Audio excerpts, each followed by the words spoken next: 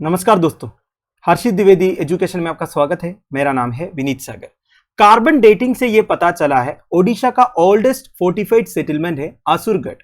ओडिशा का और एक फोर्टिफाइड सेटलमेंट है शिशुपालगढ़, उससे काफी पुराना है असुरगढ़। ये कार्बन डेटिंग से पता चला है। तो आज इस वीडियो में हम कार्बन डेटिंग क्या होता है इसके बारे में भी डिस्कस करेंगे, असुरगढ़ फोर्टिफाइड सेटलमेंट के बारे में इंपॉर्टेंट इंफॉर्मेशन डिस्कस करेंगे, साथ साथ में ओडिशा के हिस्टोरिकली इंपॉर्टेंट साइट्स कौन कौन सा है वो भी डिस्कस करेंगे। नमस्कार दोस्तों, हर्षित द्विवेदी एजुकेशन में आपका स्वागत है। मेरा नाम है विनीत सागर। कार्बन डेटिंग से यह पता चला है ओडिशा का ओल्डेस्ट फोर्टिफाइड सेटलमेंट है असुरगढ़। ओडिशा का और एक फोर्टिफाइड सेटलमेंट है शिशुपालगढ़, इससे काफी पुराना है असुरगढ़। वैसे फोर्टिफाइड सेटलमेंट का मतलब क्या होता है दोस्तों? देखिए, पुराने टाइम पर हमले का सामना करने के लिए किसी स्थान को मजबूत करते थे या फिर तैयार करते थे, इसे फोर्टिफाइड करना या फिर किलाबंदी करना बोलते थे। कार्बन डेटिंग क्या होता है ये भी बता देता हूं। देखिए, दुनिया में जितनी भी चीजें हैं ना, उसमें कार्बन का प्रेजेंस है, ये बात आपको मालूम होगा। अब कार्बन का एक आइसोटोप है C14, ये एक रेडियो एक्टिव आइसोटोप है। C14 हर एक आइटम में स्मॉल प्रोपोर्शन में प्रेजेंट रहता है। अब ये C14 एक रेडियो एक्टिव आइसोटोप है, इसी वजह से ये डीके होता है समय के साथ। और ये C14 कितने डीके हुआ ये पता करने से पता चलेगा वो आइटम कितना पुराना है।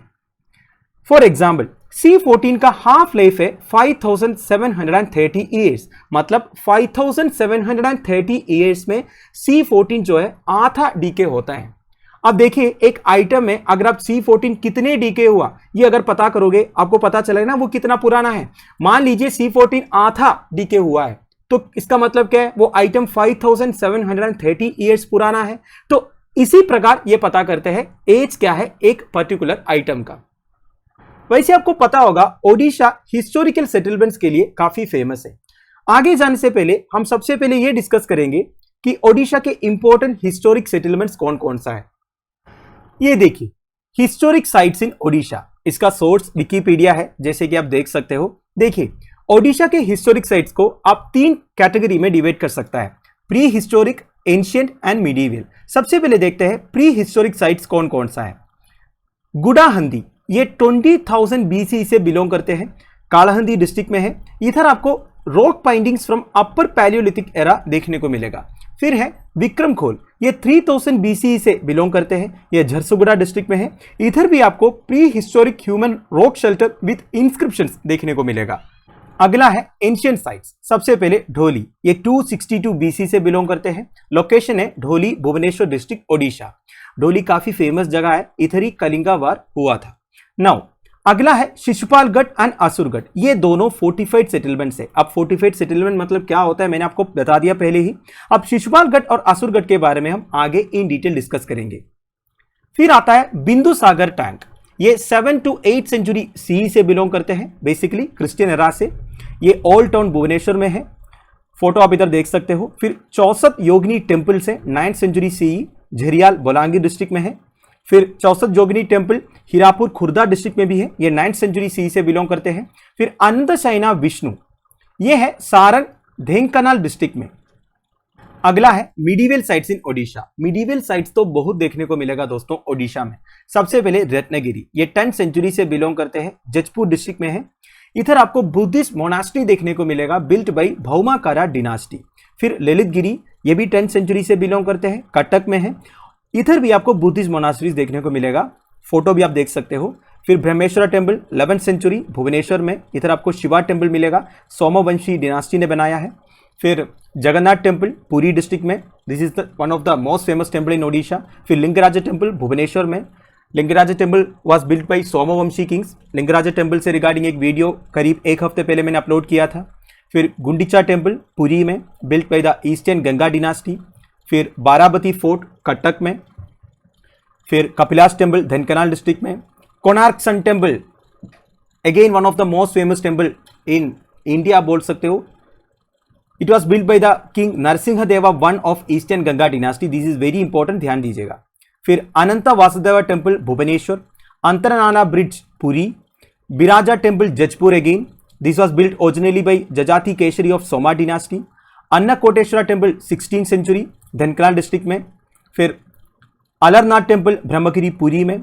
बलादेजवे टेम्पल केंद्रपारा एंड फाइनली कदम ए रसूल, ये कटक में है। दिस इज इंपॉर्टेंट क्योंकि बाकी सारे मैंने जितना बोला ये सब हिंदू टेम्पल से। कदम ए रसूल ये मॉस्क है built by Shujauddin Mohammad Khan and perpetually contains a Qadam Rasool. Qadam Rasool का मतलब क्या है? Footprint of prophet Mohammad. तो दोस्तों ओडिशा के इंपॉर्टेंट हिस्टोरिक सेटलमेंट्स के बारे में आपको पता चल गया। अब हम वापस न्यूज पर आते हैं। वाई न्यूज देखिए, advanced radio carbon dating technique से यह पता चला है Asurgarh fort settlement in Kalahandi district जो है 9th सेंचुरी बीसी या फिर आयरन एज से बिलोंग करते थे।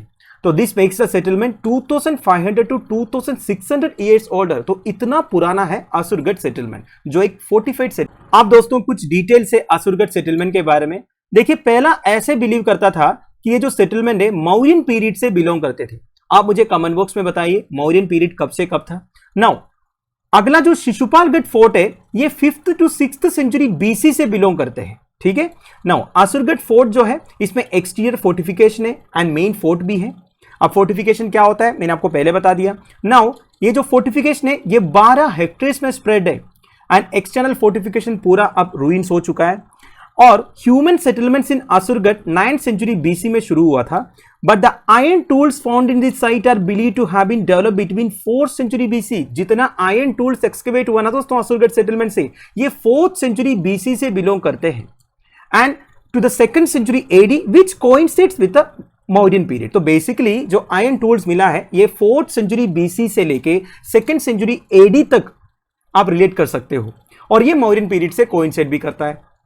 अब दोस्तों शिशुपालगढ़ फोर्ट के बारे में। शिशुपालगढ़ और Shishupalgarh is situated in the Khurda district of Odisha.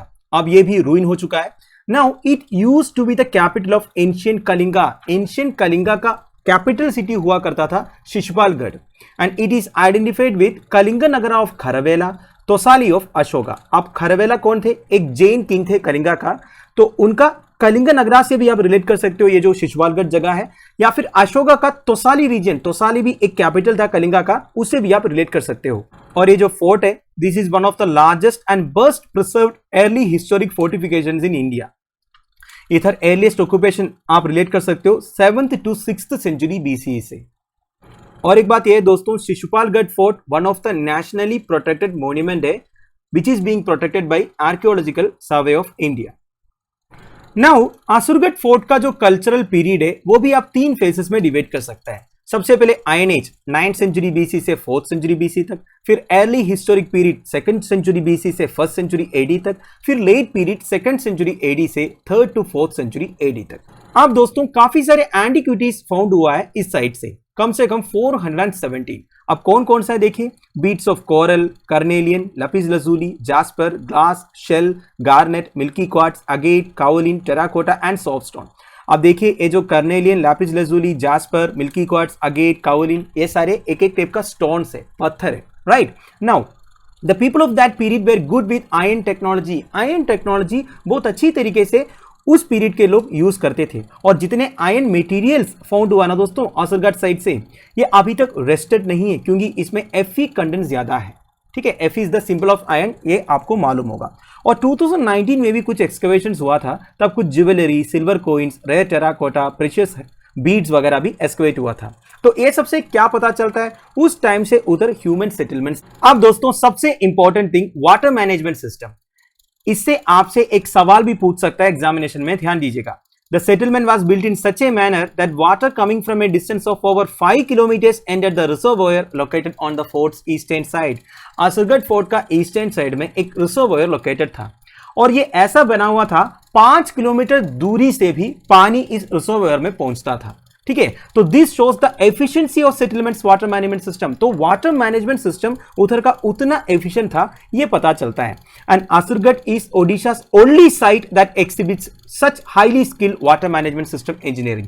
और कोई भी साइट में, बेसिकली ओडिशा का और कोई भी हिस्टोरिक साइट में इतना efficient and highly skilled water management system देखने को नहीं मिला। अब दोस्तों finally first excavations at Asurgarh, ये कब हुआ था? ये हुआ था 1973 में by N K Sahu from the post graduate department of history Sambalpur university. इसके बाद 1973 में ही साइट को प्रोटेक्टेड डिक्लेयर किया under the ancient monuments and archaeological sites and remains act 1958। तो दोस्तों that's end of it. I hope आपको वीडियो इंफॉर्मेटिव लगा होगा। लेक्चर की पीडीएफ एज यूजुअल आपको टेलीग्राम चैनल में मिल जाएगा, जिसका लिंक नीचे प्रोवाइडेड है। Thank you for watching, bye bye, have a nice day.